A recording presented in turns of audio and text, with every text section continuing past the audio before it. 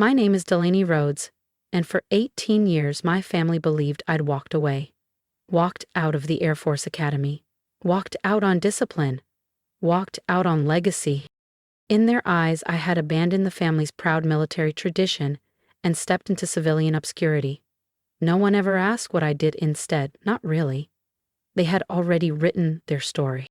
At every Christmas in Asheville, my younger brother Carter's rising Air Force rank was celebrated like scripture.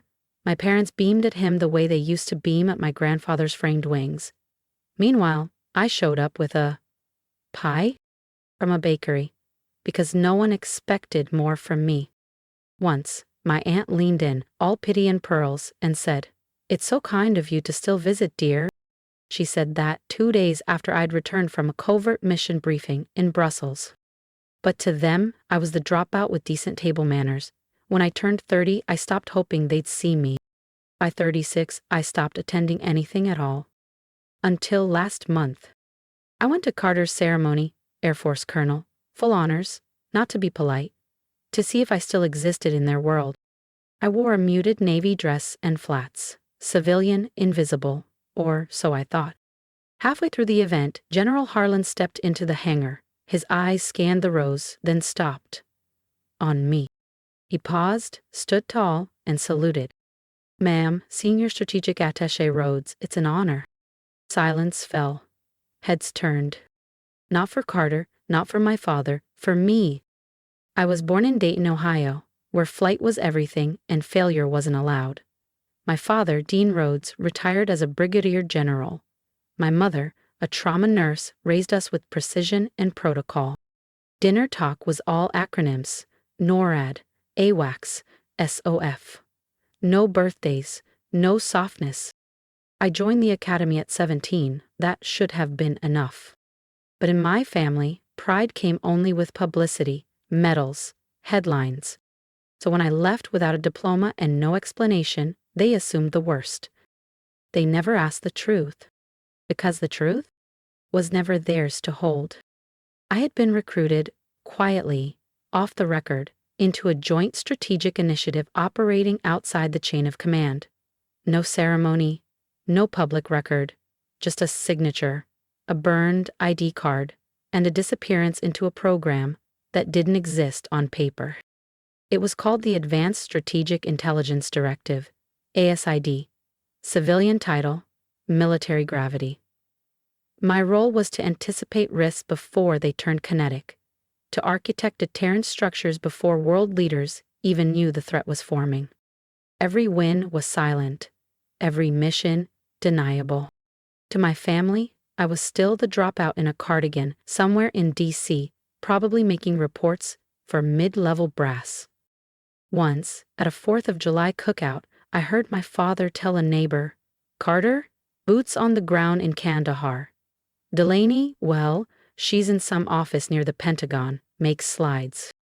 I was standing 15 feet away, having returned 2 weeks prior from a private security briefing with EUCOM. I'd greenlit a cyber defense pivot that stalled a targeted attack in Vilnius. But that wasn't the kind of pride my family displayed. Theirs was in uniforms, medals, family Facebook albums. Carter, my younger brother, had the kind of career they could frame. Commissioned at 22, deployed, commended, picture perfect. He deserved the praise, but his shine made it easy for them to erase me. Over the years, I mailed gifts. My mother's favorite gardenias, vintage rye for Dad, a 529 plan deposit for Carter's daughter. I never got a thank you. A cousin once slipped up and told me they didn't use my name anymore. "It just upsets your mom," she said. That same cousin sent a family photo once, everyone at the lake house. I had been there, in the original. In the one she sent, I'd been cropped out. To make it symmetrical, she claimed. I kept both copies, not out of pain, but as a timestamp. That was the moment I understood I wasn't just forgotten. I'd been erased. Still, I watched. Quietly. I saw Carter's promotion, heard his keynote at Ramstein. He even used a line I'd written in a classified brief months before. He didn't know I'd hear it. Or maybe he did. I never stopped serving. I just stopped showing up. Until the call came. It was early November. The air in DC had that thin, metallic chill, the kind that cuts through wool and memory. I had just finished a classified session with the Cyber Defense Integration Unit when my phone buzzed. The name lit up like a flare from another life. I stared at it for 4 rings before answering.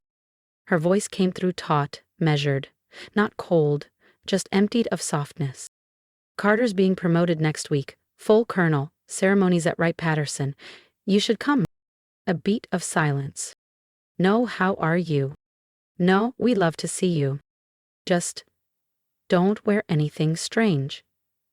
And please, don't make it about you. I said, I'll be there.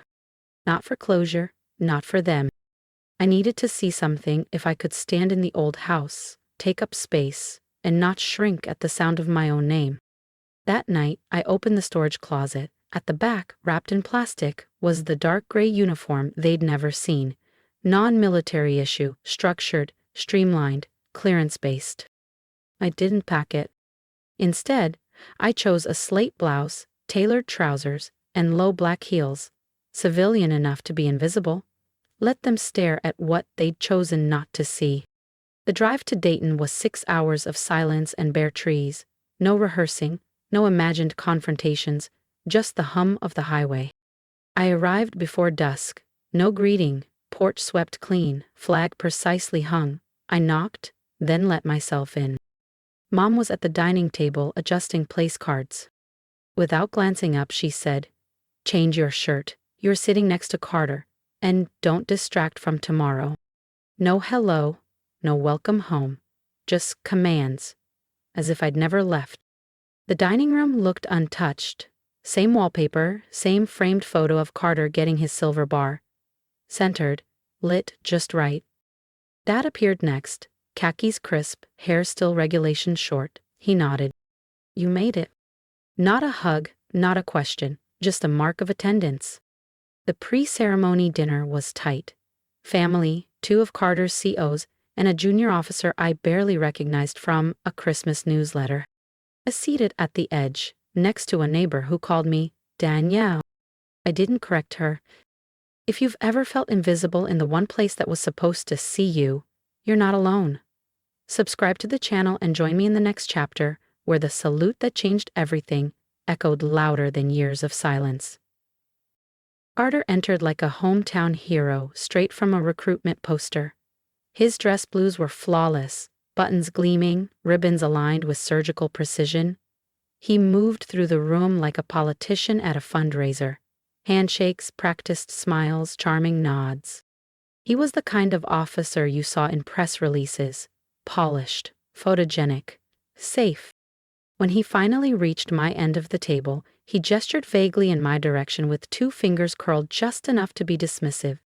"This is my sister Delaney," he said. "She started at the academy, then switched paths. She's in some kind of admin role now, I think, over in DC. A few chuckles slid across the table like spilled water. I caught them in my throat and swallowed. The neighbor next to me leaned in again. "That's still good, though," she offered, a smile too wide. "Better than nothing, right?" I smiled with just my mouth. "Sure," I said, and spooned another bite of custard from its little glass dish. Sweet, generic, designed to please without ever standing out. Dad stood to raise a glass. "To Carter," he said, "to service, discipline, and to sons who finish what they start." Everyone drank.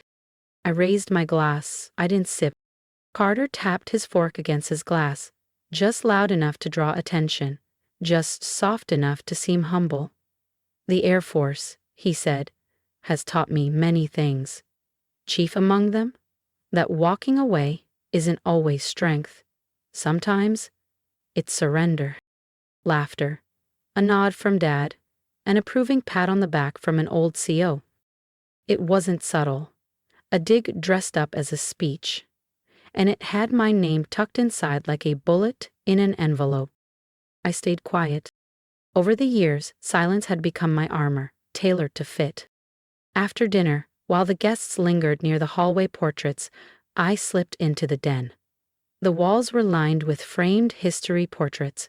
My father in Germany, Carter at his first deployment, even Mom in an old field hospital photo, young and focused. But not a single picture of me, not since 2003. One frame even had space where I remembered standing. I kept the original. They had centered the shot. Removed the ghost. Outside, the wind rustled dry leaves. I stepped onto the porch and let the door fall shut behind me. Soundless. The night air was crisp, dry, coated in the kind of stillness that hums louder than sound. Somewhere behind the tree line, a brass ensemble was rehearsing, notes rising and trailing off like thoughts abandoned mid-sentence. I sat on the top porch step, elbows on knees, watching the streetlights blink on one by one across the quiet Dayton neighborhood. Behind me, laughter spilled through the windows, warm, familiar, exclusive. Tomorrow, I'd take my place. I'd sit still, clap when appropriate, vanish when expected. Let Carter shine. That was the role I'd been assigned long ago. But truth has its own agenda. It doesn't wait for permission or timing. It just walks in and lets the silence do the rest. The auditorium at Wright-Patterson was pristine, regimented in ceremony, flags, brass plaques, rows of chairs labeled with rank and relation. I was seated near the back, between a junior officer's girlfriend and a teenage niece, snapping selfies under the ceremony program. Carter stood at the podium in perfect posture, uniform flawless, voice smooth. His speech was everything it needed to be: patriotism, perseverance, pride. Then came the dagger wrapped in decorum. In this life of service, we learn to honor those who wear the uniform and to remember those who walked away from it. No surprise, the barbs were familiar. I'd worn them like a second skin for years. But just as he turned the next page of his speech, the auditorium doors creaked open. A hush spread like spilled ink. A tall man entered, dark uniform, silver hair, quiet authority in every step. General Nathaniel Merrill. He didn't speak, he just scanned the room, and stopped when his eyes landed on me. His back straightened further, and then he walked towards me. Unhurried, but with intent. Every step, crisp, deliberate. When he reached my row, he paused, then raised a precise salute. "Ma'am, Senior Strategic Attaché Rhodes, an honor to see you again." The room stopped breathing. Carter's voice wavered. My mother dropped her water glass. The shatter echoed like a gunshot. My father began to rise, then slowly sat back down, his jaw tense, expression unreadable. Around me, heads turned. Conversations flared like sparks. Did he say strategic attaché? Wait. That's Delaney? I thought she dropped out after the academy. I stood, not for applause, but to return the respect. "General Merrill," I said evenly, voice clear. "Always a privilege." From the front row, a junior captain leaned toward his commanding officer. "That's the one from the Tallinn protocols," he whispered. I thought she was a ghost story. Carter tried to recover, his mouth still moving, but the rhythm had gone. The gravity in the room had shifted. Gently, irrevocably. For the first time, eyes weren't on him. They were on me. The ceremony ended in scattered applause, confused, polite, the kind people give when they're unsure what they've just witnessed. Outside, families formed little islands of celebration. I stood by the side exit, calm, unnoticed, until Carter appeared. His steps hit the concrete sharp, urgent. "You let me go up there like that?" he snapped under his breath. I met his eyes. "Like what?" "Like a joke," he hissed. "You didn't say anything, you just stood there." I stood still, I said. "You were the one who defined me out loud." His expression shifted. "So that was the plan? Humiliate me? Hijack the moment?" "If your moment only exists in my silence," I said softly, "then maybe it was never really yours." I didn't wait for more. I walked away, unhurried, steady. Behind me, I could feel the press of recalibration, people reshuffling what they thought they knew. Let them. They'd spent years erasing me. They could take a minute to redraw the ending. That night, I returned to my quarters on base. Standard issue furniture, buzzing desk lamp, neatly folded towel. On the desk sat a plain manila envelope. No label, no seal, just waiting. Inside, a printed scan of an old email. No sender. Timestamped 2 years earlier. It accused DM Rhodes of approving an off-record operation in Yemen, one allegedly tied to civilian casualties. The phrasing was clinical. Too clinical. The language was unmistakable. I'd seen it before, in a classified after-action summary I'd reviewed in Brussels during a JSAP rotation. The wording wasn't just similar, it was exact. That report had passed through 3 sets of hands. One of them had been Carter's. A chill moved through me. At the time the email was sent, I'd been pulled into a discreet internal audit. Nothing stuck. The system flagged it as a false anomaly and moved on. But now, years later, with this paper in hand, I saw the truth. The smoke hadn't cleared. It had just been buried under silence. That evening, I found Carter on the back patio of the officers' lounge, scrolling his phone with one hand, drink in the other. I said nothing at first, just held up the page. His eyes met mine, then dropped to the paper. He froze. Then, silence. Yes, he said finally. I said it. His jaw clenched. He swallowed. Because you weren't supposed to win. I didn't speak. I stayed, he said. I followed every rule. You disappeared, but they still whispered your name. Even when you were gone, you cast a longer shadow. His words weren't bitter, just broken. I nodded slowly. You know, leaking intelligence is a federal crime. I wasn't trying to leak intel, he murmured. Just doubt. I looked at him. My brother. The one who stood in front of cameras while I moved in silence. You planted that doubt in me long ago, I said. But I never let it grow. The next morning, I submitted a formal request to lead the investigation. Unconventional, but I still held JSAP reserve clearance. And I had motive. This breach had my name in its roots. General Merrill approved it without hesitation. Clean it up, he said, and don't pull punches. The task force was lean, myself, 2 JSAP cybersecurity officers, and 3 others I never thought I'd work beside again. My father, my mother, and Carter. Dad reviewed archived comms, his post-retirement clearance still intact. Mom analyzed metadata with surgical precision. Carter was tasked with scanning legacy vulnerability frameworks, a poetic kind of penance. The air was cold, words were few, but the work was real. 3 days in, our AI flagged a dormant Trojan buried in a 2017 logistics archive. The embedded Trojan had never triggered until someone accessed it through a backdoor server. The logs confirmed it. The credentials used belonged to Carter. 2 nights before his promotion ceremony. He hadn't meant to detonate it, but carelessness still has fallout. When I confronted him, he didn't deny it. I just wanted to peel back the curtain, he muttered. I didn't know there were landmines behind it. I didn't scold. I didn't smirk. You lit the match, I said quietly. But I'll put out the fire. He nodded, eyes low. That night, I reviewed the final security patch. The breach was contained, but some fractures don't heal with code. 2 weeks later, I stood behind a podium at a regional strategy summit in D.C. No medals, no bars, just a nameplate. Delaney Rhodes, Senior Strategic Attaché, JSAP. My presentation covered asymmetric threat modeling, but I closed with something I'd never spoken aloud. A night in Kirkuk. A choice that saved civilians but cost me recognition. I made that call, I said, because children were inside. And I'd make it again. In the second row, Carter, left full uniform, listened in silence. When I stepped down, I handed him the mic. He cleared his throat. I used to believe visibility was everything, he said. But now I know some of the strongest among us are the ones no one sees coming. That night, we took a new family photo. No edits. No omissions. Later, Carter handed me a simple cake box, chocolate, blue icing.